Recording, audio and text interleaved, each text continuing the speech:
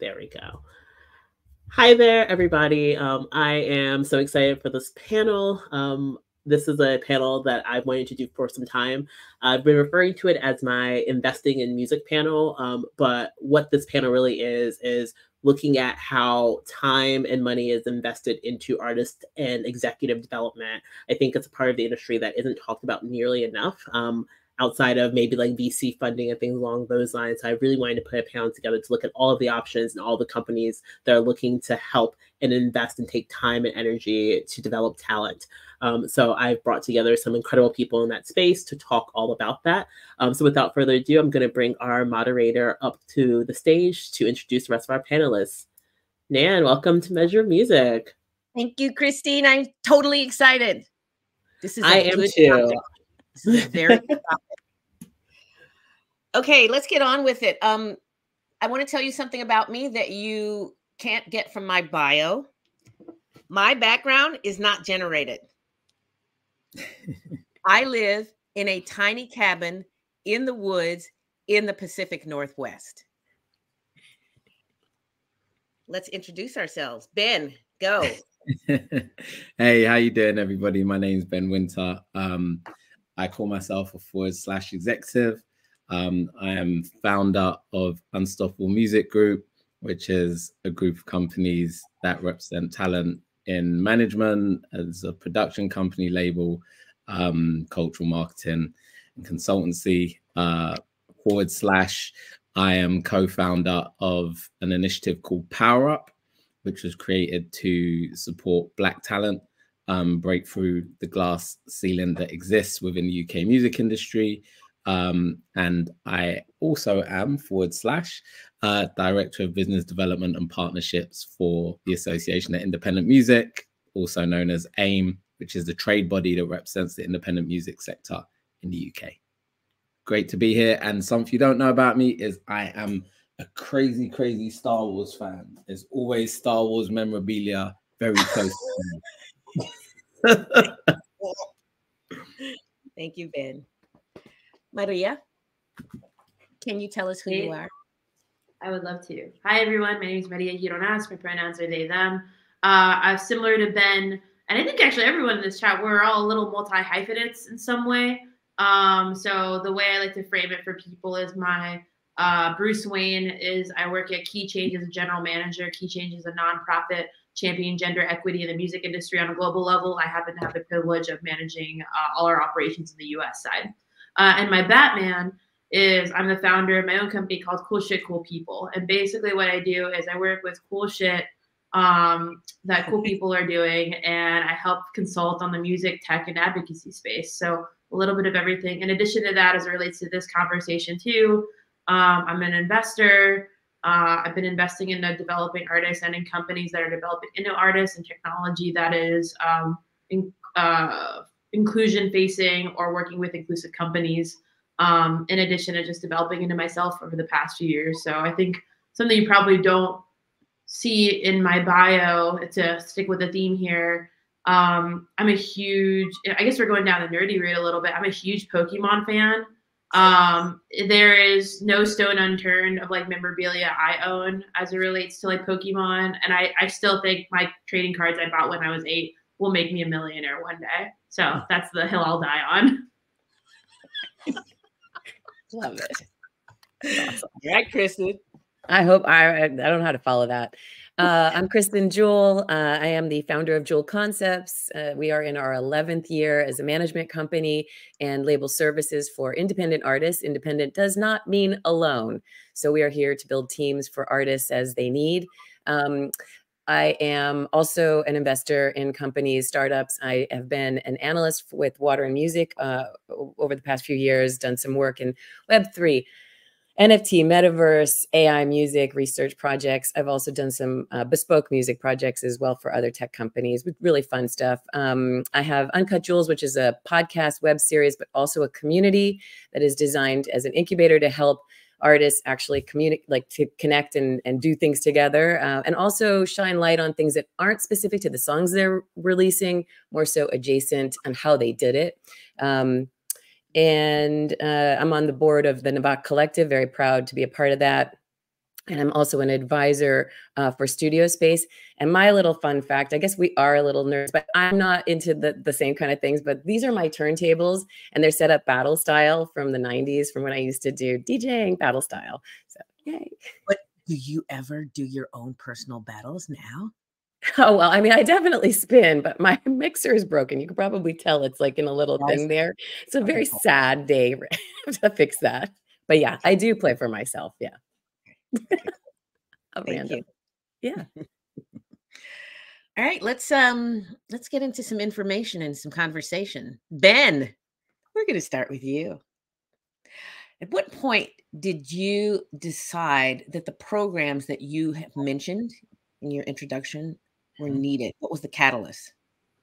So I guess for the purpose of this conversation, there's two key programs that I've been involved in and have kind of launched. The first being Power Up, as I mentioned, which was an initiative, which is, I should say, a multi-award winning initiative that pushes back against anti-Black racism in the UK and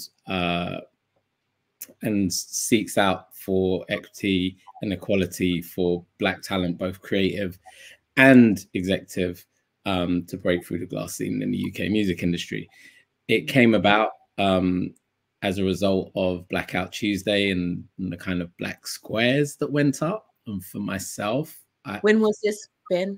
So this was in the aftermath of George Floyd in 2020, I think. And in that aftermath, I kind of felt like black squares, all right, I recognize the intent behind it, but where's the accountability? And myself and co-founder Joe Franklin at PRS Foundation had a conversation around black squares. And after explaining kind of what it's like to be a Black male in Western society and what that means and the things that you have to do in order to get through the day and the things that you experience as normal, which aren't normal, but that you have to experience, we wanted to do something that could create a change. And Power Up was a vehicle initially loosely based off of some of the glass ceilings that I hit in my own career, where there was barriers to progression.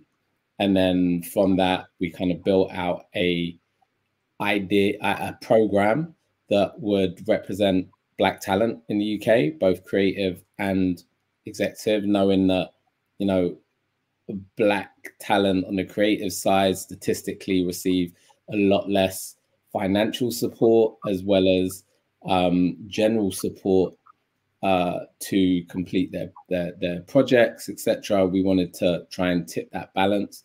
And then on the executive side, knowing the barriers that existed to progression for people from middle management into senior management, looking at the data which showed us that at entry level, you know, there's an array of Black talent that comes into the industry, but by middle management level, that talent has dissipated and is no longer in the business. And at senior level, it becomes even less. So we wanted to look at how we could redress the balance and ensure that the talent that existed were coming through. So looking at kind of my own journey and all of the people that I came into the business with, there's very few of those that are still here. We started together. Many of them have left and have gone and found other jobs and in other sectors, but they were incredible talents. But because the opportunities weren't there, they had to leave the industry. And we wanted to make sure that that was no longer the case. And from a personal point of view, I wanted to make sure that some of the experiences that I endured, nobody would ever have to endure again. So that's how Power Up came about.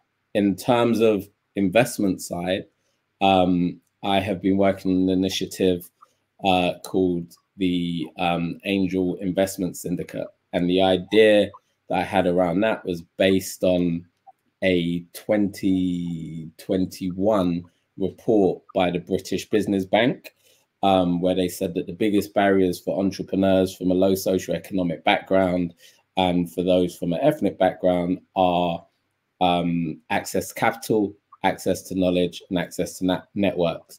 So again, I wanted to redress the balance and address each of those barriers and tear those down. So through the Angel Investment Syndicate, the idea is that participants will be able to go through an investment readiness program, which is tailored towards creative entrepreneurs, specifically in the music sector, who quite often get into business as a result of just being passionate about their mate that does music, or really wanting to put out a project and it doing well, and all of a sudden they have a business, but they've not actually thought about how they're going to grow that business, scale that business.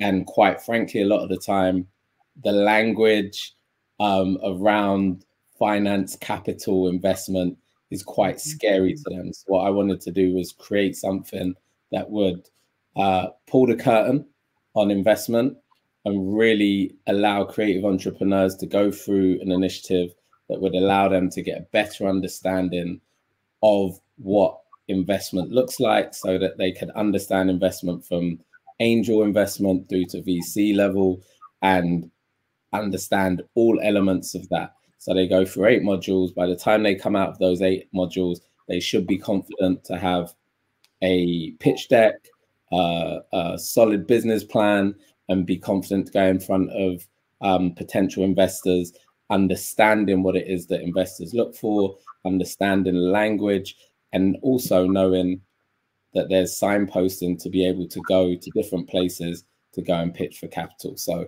those are the 2 kind of key initiatives that I created and why I've been involved in creating them. Cool. Very much use cases of investing. Maria, so for your programs, financial investment is a key part of your programs. How do you raise funds for these programs? What are the metrics you use? Yeah, I mean, on the Key Change side, you know, it's a nonprofit. You know, we're working with companies that are aligned in values. I guess as you're talking about metrics, it's kind of 2 buckets, right? It's metrics of people that we want to partner with. Like, you know, I think I share this with many nonprofit organizations, but we're not looking for anyone's money. You know, we're looking for people that are particularly interested in investing for a shared reason, for the people group or the mission of the organization itself.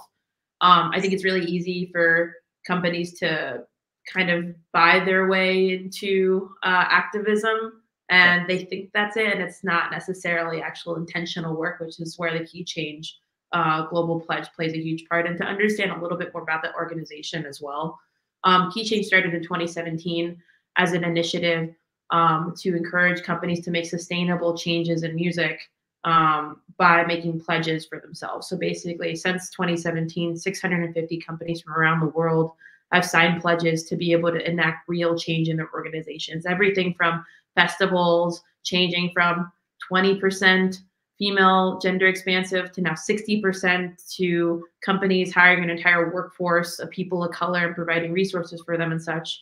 But that also, kind of to Ben's point as well, has kind of opened another, you know, kind of another need within that, where it's like acknowledging like there's still this kind of group of executives that want that further support, that they're not fresh, you know, from that internship to first job in college, and they're not and they've been in this industry for 8 to 10 years now, that want support where it means that they can find more community with shared peers in their particular interests and expanded. And they're also interested in investing in themselves for professional development. So as a part of the program, we provide travel allowances and provide them a panel or a showcase as an artist or an executive, because we have our group as artists and executives together to be able to help kind of accelerate their careers as we're kind of going alongside them for 6 months within the program. And as it relates to fundraising, we're more looking for people that want to invest in the next generation of talent and the current generation of talent at that. And so that's on like kind of the nonprofit Key Change side. On the other side of it, for me, when I'm investing into companies and such, I'm looking for, you know, I want to be as critical as I am with anyone in regards to the companies I'm investing in. Like, what are the numbers here? Like, what are you looking at profit wise, and what are you looking at expansion wise? And more importantly for me, like, what are you thinking about that's next in music? Like, as much as you're trying to create an idea for is now, like, how are you preparing for how things are changing in this environment that is both competitive at that, but not to mention integrating appropriate measures to think about technology wider than what you're creating too. So all this to say, it's a little bit of both. We're trying to find healthy partners that are interested in shared missions, and I'm trying to be a good investor and advisor in like making sure that I'm not just, you know, investing in someone because it's great vibes. I want to make sure that we're both aligned on what we think we can build together, and through my advisementship and such investment as well. Clear. I think it's a good time to open up the chat for questions, even though we probably won't address them till later. But I mean, I just had other questions as you guys were speaking, so I figure participants will as well. I'd actually like to pivot just a little bit, Kristen, because you spend time specific also supporting startups and entrepreneurs, and particularly in advisory capacities. So what do you see your role, or the role of Jewel, of your enterprises? Yeah. So I think it's interesting. So I have a strange background. I spent 25 years before I did music in advertising and brand strategy in New York and Los Angeles for major corporations. And through that work, I got to touch things like innovation, community benefit, community relations, brand strategy, music, designing the music programs for Kaiser Permanente through the legal lens, right? So I've had such a bizarre background that, and through the innovation stuff, what I learned the most from working with IDEO and Frog was these things called analogous categories, right? So leveraging information from analogous categories. So what I bring through my advisory roles is genuinely like steeped, deep history knowledge of what has worked since the 90s, right? Going to a brand and saying, you need a www.mercedes-benz.com, disney.com, you know, trying to explain innovation to people, trying to explain that stuff. So a lot of times I think the startups that I'm working with they're doing great work. And I'm here to amplify and educate, guide, and bring insights that are not maybe on their purview, because a lot of times I find that the founders are very focused, very head down, very, you know, just they're getting this done. And so I'm kind of coming in with knowledge that like I drop a gem here and help them think through what that could impact for them, for their business moving forward. I also try to shed a light on sustainability. Scalability is important, but sustainability, I think, and Maria touched on this earlier too, just how important that is. So just because you can do it once, how do you do it again? How is it replicated moving forward? And how can you iterate from that? What can you be learning from the work you're doing that could then refine your existing work? So I'm really just like I sit alongside as much as I can to anybody that I'm working with to make sure that that's a part of the process. But I'd say probably where the biggest piece of the work we all most likely do, and including myself, is advocacy for what they're doing. So amplification of their work outside of what would be a traditional audience that they would have, mentoring for anyone that's a part of it, and the networking. I mean, it's really just, you know, just leveraging your information, looking for, you know, technology pieces, but not just like, you know, I always say, like, we learn fast that technology for the sake of technology is not sustainable or scalable. I think I said that in Water and Music the first year, like every time I did a Discord like interview. It's just not, that's not the game. You know what I mean? Like, so yeah. And I've had clients who literally have told me, like, I'm the poster child of what not to do with $30 million, pets.com, right? So I've seen these like crazy experiences come full circle. And I think, you know, you can quickly see if something's going off in a different direction, and also then see opportunities that they might not, and try and connect dots. Kind of want to take off from there a little bit and ask Maria and Ben if you'd like to weigh in a little bit more on what okay, I'm going off script a little bit, you guys, just warning you, because it was interesting. I'm ready for it. We're here. Cool. This concept of advocacy and networking and the value of it, and particularly what's the juxtaposition to strict view of technology? I think I could take a first stab at this, Ben, if that's cool. But advocacy and networking and its relationship to technology. Does that sound right? In the context of what we're looking about, which is investment, the different forms of investment, financial, people, and what else? Sure. I think I'm just thinking about it from the lens of the Key Change US program.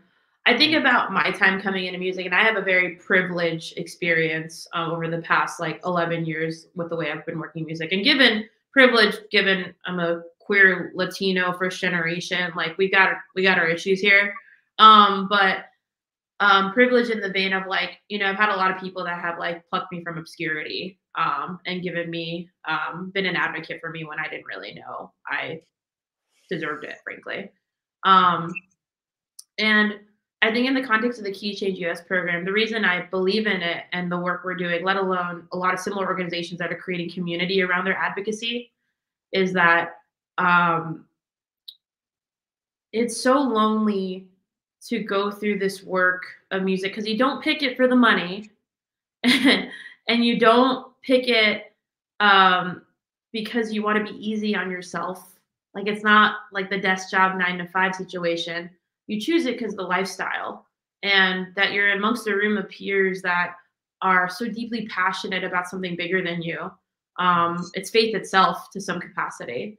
And I think what I love about Key Change in the program, what we do is that we are trying to gather a group of executives together, executives and artists that have never had the chance to really know each other in a way that allows them like a similar capacity of like a freshman year of college. Okay. You know, it's kind of like that fertile ground of like, oh, I'm allowed to like be weird and make friends right now. You know, I'm allowed to like humble myself and just open hand, like go to someone's dorm or ask them if I could sit with them at lunch. As adults, we don't do that as much anymore. You know, there's a kind of this line of exploration that we tend to gravitate towards. And in music, I think there's often a little jaded culture. So I think as it relates to like kind of Key Changes, like what I love is that it gives you the opportunity to create a network of similar peers that are doing the same things you are in a very different capacity and maybe even different lines of the music industry, but in a shared hustle and in a shared culture of being able to not feel alone as you're venturing into this and as you're navigating in true ambiguity in an industry that's constantly changing and like around a society that has not created a structure for its success, frankly. And as it veins of like advocacy of technology and what we're talking about investing, like I think it's so crucial to work with organizations and companies that are investing into their individuals. And I think that's imperative. And it's a culture top choice. I've made the mistake of coming to companies thinking I could change them. And then I'm suddenly like, I am, you know, just wearing this burden of like carrying the horse of change. And I don't want to be the person to change. I just want to reap the benefits. I want to eat the sweet fruit and I want to do all the things that I was assigned to do. And I don't want to be the person all the time that has to change things. So I really implore companies, organizations and such to work alongside each other to create community and to think about how they're investing into their people first and foremost. Okay. Ben? I think we really covered a lot of that. I think, you know, when looking at Power Up and looking at networks and communities, that was the most important thing for me. I felt like from a network point of view, quite often one of the reasons that it's hard to progress if you're coming from, and I really don't like using this word, but I'm going to use it for the benefit of this audience and this conversation. If you're coming from a minority background, then, you know, quite often you can be alone, you can be isolated because you're simply trying to get on and progress. And you don't, you know, you might be aware of other people that, you know, if you're Black, you might be aware of other Black people. If it's gender, you might be, you know, you might be aware of other people that are like you, right? But you might not necessarily know what they do. You might not necessarily be able to have those exchanges just because you're so caught up trying to survive and trying to move forward and trying to be. So what we wanted to do with Power Up was almost create, I guess, you know, a fraternity, if you will, a network where people could engage with each other. But not only can they engage with each other, you know, if they go through the Power Up participant program for the year, after that year, they'll run into people in different cities all around the world as part of the industry. And it's, oh, you're on Power Up year 2. I'm Power Up year 7. But you have that, you know that you're part of the same fraternity. And I know that I can ask you a question to get some help. You can ask me a question to get some help. And we're going to help each other because we're from the same fraternity. And it was that type of network that I really wanted to make sure happened with Power Up. It's what we're seeing happening with Power Up. We're seeing, you know, when I was in LA recently, is at a Grammy party, and one of the year 2 guys tapped me on my shoulder, and I turned around like, oh, it's like, yeah, I want to introduce you to this person. I was like, this is exactly what it's meant to be. I didn't even know you was here, and you spotted me, someone over, and you've made the introduction. That's what Power Up is meant to be about. It's meant to be about community. It's meant to be about network. And if you have that network, you reach a tipping point where you're no longer asking, can you let me at your table? You start to go, actually, everything that I need to build a table is here. And if we all work together, we can build our own table, and we no longer have to ask for permission to join yours. So that was really the importance of creating that network and pulling that together. Super cool. I want to stay with you, Ben, and pivot again. Technology. I'm assuming that it plays a significant part in the work that you do. Is that a correct assumption? I think it does, not necessarily in the same way that it might do for Maria and Kristen. I think, you know, for us, we're nationwide. When discussing Power, it's nationwide, and we utilize tech that we probably wouldn't have previously. You know, like we are now, we're in different countries, and we're able to do this brilliant talk and come together to do it, and utilizing, you know, things like Zoom chats like this, so that we can engage with people all over the country, so that people that might feel siloed, you know, people in Northern Ireland are very, very, I'm not going to say cut off, but there's literally, you know, there's water between them and mainland UK. So, you know, we have people on the program that are in Northern Ireland who might not have the same level of access to the industry as someone from London, where most of the record industry operates from. So, you know, being able to tap into different avenues of tech to help to bridge that gap is super important for us. So we try to explore lots of different avenues, whether it's Zoom, whether it's, you know, utilizing, engaging different companies to come and work with us that can highlight opportunities of, you know, engaging fans or finding out data or whatever it is. We try and make sure that we're bridging the gap, so no matter where you are in the UK, you're able to achieve your goals and do your job effectively. Data. Kristen or Maria, tech and data, and how you empower and invest. What's the role?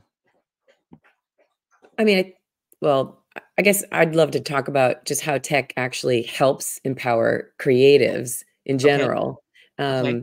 And that is a really big piece of like how, you know, when we're looking at things, it's like I said, it's not just tech for the sake of tech. It's what's the impact point? What are you able to do?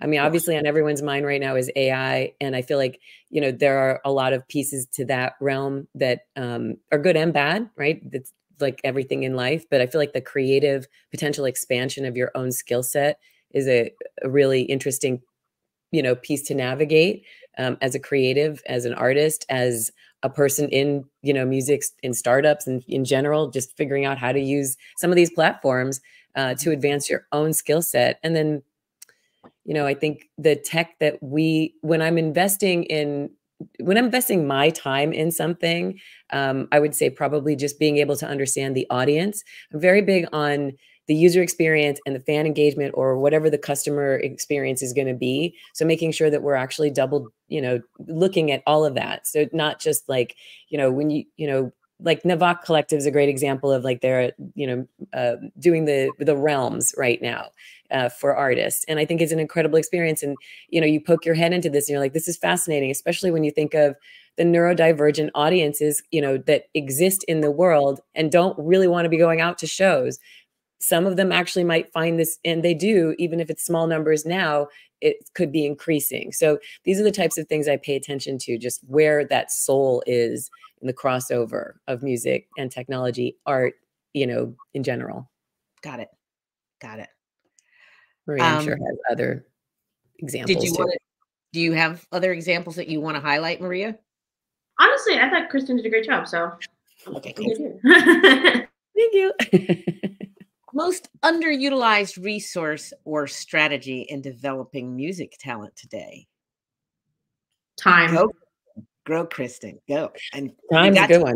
Got time. Okay. What else? I would say I'm fascinated with the Web3 NFT space.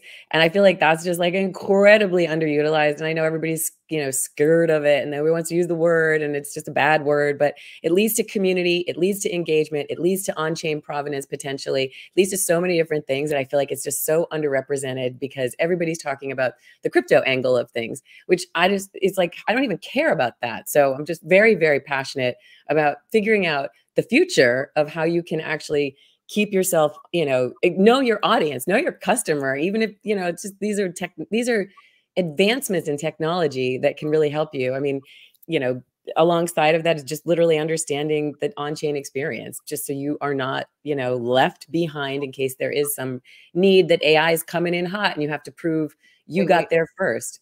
When you say on-chain experience, what do you mean? Oh, like actually having your music somehow, mintable or on chain, something that shows you were there from the beginning. You put this out. So think about, I'm going to jump ahead of myself, but whatever. I always think about the AI piece that's coming in right now, and we've seen these nefarious behaviors. And I'm, there's companies that I've met with, like Numbers Protocol, who actually have a ability just to put your idea on chain, even if you're not minting it, it's a commitment so that later you can go back and be like, I had that was mine. Sorry, AI, right? Sorry, whoever's coming up with this later. Sorry if it's being nefariously handled. I can prove in certain areas that this was actually the intention from the beginning. So, those are areas. And I think, ticketing with NFTs is just mind blowing what you can do with that. So, yeah. Maria, I'm actually not going to ask you to answer because we only have a few minutes left. Who wants to tell me about what you are most excited about regarding the future of music? I'm extremely, this one kind of might fly in the face of what a lot of people are thinking right now. I'm really excited by what's happened with Universal and TikTok. I think that that's a really good thing. I know a lot of people are panicking, but I've been a big advocate of people knowing that and understanding their data. And for a long time, I think there's been over-reliance on these social platforms and streaming platforms to do a job for you that you should be doing for yourself. And I think there's definitely a place for all of these platforms. I think they're super important. I think that they help to really grow talent, generate income. But ultimately, you need your data. You need to know who your fans are. You need to know where they are. You need to know how to reach them, how to connect with them. You need to know who your biggest fan is. You need to, all of this information you need to know. You do not get this information through social media platforms and through DSPs. And I think for the first time, people are waking up and going, oh my God, all my music's been removed from TikTok. What am I going to do now? How am I going to reach people? And it's making them go, I need to get my data. And that's a really exciting thing for me. I think AI is creating amazing opportunities. I don't think it's something to be scared of. I think it's something that will be regulated in the right way in time. But I also think that it will be, I think there's going to be, it can really be a game changer and a time saver. And if used in the right way, I think it's going to create amazing opportunities. And also, I think we're going to move back towards some real artist development. I think that's going to come back. I just have this feeling, and I'm really excited about that, because we've seen talent blow up on social platforms and then not being able to follow up, because you do need expertise. There has been this kind of message that you don't need a manager, you don't need an A&R, you don't need anybody, just put your music out, which is great. And I think that's brilliant. I think talent needs to see themselves as entrepreneurs, but at the same time, you need expertise and you need trained professionals that can help you develop into becoming a great talent. And I think we're going to see a resurgence of trained professionals developing talent to become great. And I'm excited about that. Interesting. Okay, cool. Okay. Questions and comments that we want to highlight and throw up for us. Can we also share what we're excited about for the future too? Okay. Quickly. Okay. I mean, I would love, I just piggyback on what he's saying. I think it's really important to think about the humanity as we move forward. Being able to prove you're human, believe it or not, I think is going to be a big piece of the future. And I think that you know, talent development is going to differentiate you against, you know, any AI, any, you know, just anything. And I also feel like on-chain royalties are going to be a really seamless experience for artists in the future. So those are two things. Human, proving we're human. I love it. Thank you. Maria? I'm excited about, I think +1, everything everyone said, like AI, NFTs. I'm excited about rights holdership and how that relates to the use of technology and being to accurately be able to trace back who owns what, who should get paid for what, and then who's a fan of what. So I'm excited about just a kind of a through line in that relationship for everyone. Yeah. 100%. All right, guys. Thank you so much. We have to wrap it up. This was a fantastic panel. There was so much to talk about. So many. I love all the ideas and all. I know how interested everyone is in everything here. So I thank you guys. This was a great panel. I really appreciate it. Always good to be amongst friends as well. Nan, I can't wait to come visit you in your cabin. Really excited about that. Thank you, everyone. We're going to wrap this up, move on to our next panel. So thank you to our moderator, Nan, and thank you so much to our panelists. You guys have a great day. Thank you, guys. Appreciate you all. We'll be in the Slack if you have questions. Bye, guys. Have a good one.